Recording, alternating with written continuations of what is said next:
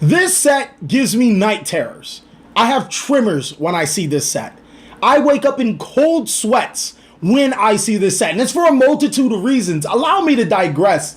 If you guys did not know, I play a very popular game called Overwatch. And in that game, there is a specific character that has a voice line when you have a specific skin that says, "Till Valhalla." Now, every time I hear that voice line, I know some shit's about to go down, and it's never in my favor. It's always something that's game-changing. That's exactly what this Shadows of Valhalla set is. It has so many unique cards in here. It provides an entirely different new strategy. It adds on to a strategy that was non-existent, but even more importantly, it gives you reprints that we so desperately need to be able to play competitive Yu-Gi-Oh! On a better of a budget. I'm not going to say on a budget, but it's on a better budget. I'm TheCaliEffect, and if you guys want to see more videos like this, then go and destroy that subscribe button. But if the Nordic gods permit me, then hit that notification bell because, well, we just too strong. I also want to give a special shout out to my top dogs, my Patreons. Without y'all, videos like this would not be possible. Also, a very, very special shout out to my boy, my newest Patreon. I'm trying to get for time so I can actually see his name because I completely forgot his name as I started to do this video. Your name is Nathan Pinetto. I really hope you enjoy your stay and I appreciate your support. Without further ado, I present to you, that's right, some cards that you guys should be looking out for the Shadows of Valhalla set. Okay, ladies and gentlemen, so quickly before I start talking about some of the awesome cards inside of this set, the reason why we're doing this as opposed to an entire set review is because we've already had two major sets drop on us in this month. And within the last 2 months, we've had so many cards pushed on us, I did not want to do another 45-minute video explaining every single card. I thought it would be a lot easier for both of us, a lot shorter in length, to explain some of the key cards you guys should be looking out for. One of the cards that you guys should be looking out for is Mischief of the Time Goddess. Now, this is the card needed for your Valkyrie deck. It is a quick play spell card that reads, neither player can activate cards or effects in response to this card's activation. Cannot be activated as Chain Link 2 or higher, which is kind of disappointing seeing that it's a quick play. You probably want to activate it as Chain Link 2, but it makes sense. It also says, at the end of your battle phase, if all monsters you control are Valkyrie and the minimum is 1, send this card to the graveyard. Also, immediately after its effect resolves, skip to the start of your battle phase of your next turn. And if you do, you cannot activate Mischief of the Time Goddess until the end of the turn. Now, it's pretty self-explanatory why this card can't be chained to itself because, yeah, that would be pretty ridiculous. But it's a very powerful card because it allows your Valkyrie monsters to attack again. Just theoretically speaking, before I even dive into the deck and try to figure it out myself, it seems like this deck's win condition, being able to perform 2 battle phases on the same turn and run through your opponent's life points in one whole go. Right now, it's about $25 for a pre-order, so you guys should be looking out for it because it's the second most expensive card of the set. You know what? Maybe I should have talked about the most expensive card in the set right now. It sits at about almost $40, $38, and it's Aleister the Invoker of Madness. Now, this card is a must-have for every Yu-Gi-Oh! Player that wants to play competitively. Not only because I can see people playing this and mixing it in so many different strategies, but it might just be a perfect Winter Cherries target. What Aleister the Invoker of Madness does is it requires 2 monsters with different types and attributes. A Link 2 monster with arrows pointing downwards that requires 2 monsters with different types of attribute. It's pretty easy to make.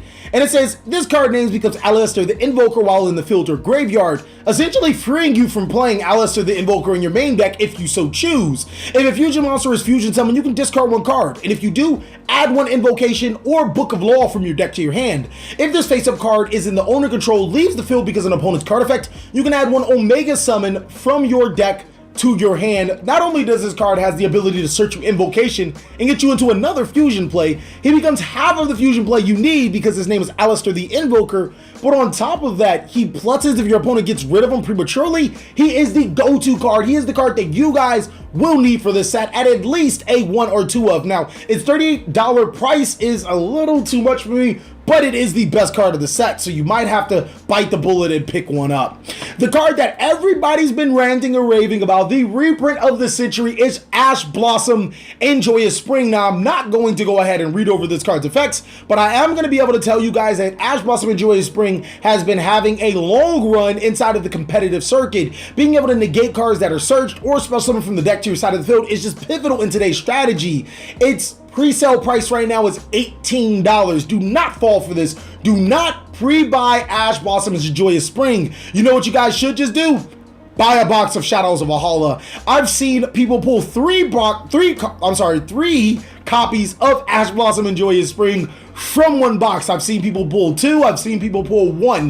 The odds of you not pulling any Blossoms and Joyous Spring is relatively low. Combine that with the fact that Blossom and Joyous Spring will decrease in price once the box comes in circulation. I think it's a pretty bad investment to pick up this card or buy this card up front for 18 each, even though it is probably the lowest Blossoms will ever be. What I would do is probably buy those secrets and ultras though, if you guys are such, you know, a little bit of a budget rarity whore. Another card is from the Valkyrie set, another very expensive card. It's about $20. It's Ride of the Valkyries, and it says special summon any number of Valkyrie monsters with different names from your hand. If you special summon 3 or more monsters from this effect, you take no battle damage until the end of the next turn. During the end phase of the turn you activated this card, shuffle all monsters you control into the deck. You can banish this card from your graveyard, add 1 Mischief of the Time Goddess from your deck to your hand. You can only use the effect of Ride of Valkyries once per turn. Now, the reason why this card is so expensive is because it searches the Mischief of the Time Goddess, but even more importantly, it does put Valkyrie monsters to your side of the field to activate the Mischief of the Time Goddess. But if I'm correct, it kind of doesn't matter because it skips to the next turn. So in theory, those monsters will go shuffle back into your deck through this card. But still, nonetheless, if Valkyries have a really good way of recurring cards from your deck or graveyard to your hand very rapidly, this card could be a game winner. I don't see this card really being a $19 card. I see it maybe being a $10 card if it is important to the strategy, but what do I know? I haven't researched too much into the Valkyrie set, but I do plan on doing it when I start giving you guys a deck profile for it, or at least before I have the deck profile for it, because I don't want to just give you a deck profile and not know exactly what it does. The next card we're going to be talking about is another mad reprint, Invoked Macabre. And what this card does is that once per turn, you can discard 1 card to negate the activation and banish an opponent's card of the card that they activated with the corresponding type. So if they activate a monster effect, discard a monster. If they activate a spell, discard a spell. If they activate a trap, discard a trap. If they activated the Macabre, go ahead and hit that subscribe button. Nah, I'm just messing with you. But this card being a $5 card is pretty dope, especially seeing that this card was at once $40. I would not buy it right now because I can see it being like a $2 card. It is a super rare, really easy to get. I wouldn't buy into the hype and get this card for $5, but it's still an amazing card inside of the set. Twin Twisters definitely got a rarity upgrade as a secret rare as opposed to a super rare. This is a card that I would definitely press that buy button right now. Like right now. Because if you think about it, Twin Twisters as a super rare has always been around $6. You're going to get the secret rare version of Twin Twisters, a higher rarity version for cheaper? You know, 2 things TheCaliEffect love: cheap, more higher rarity. That's 2 things I'll vouch for. If it's cheaper and higher rarity, you probably should have bought it yesterday.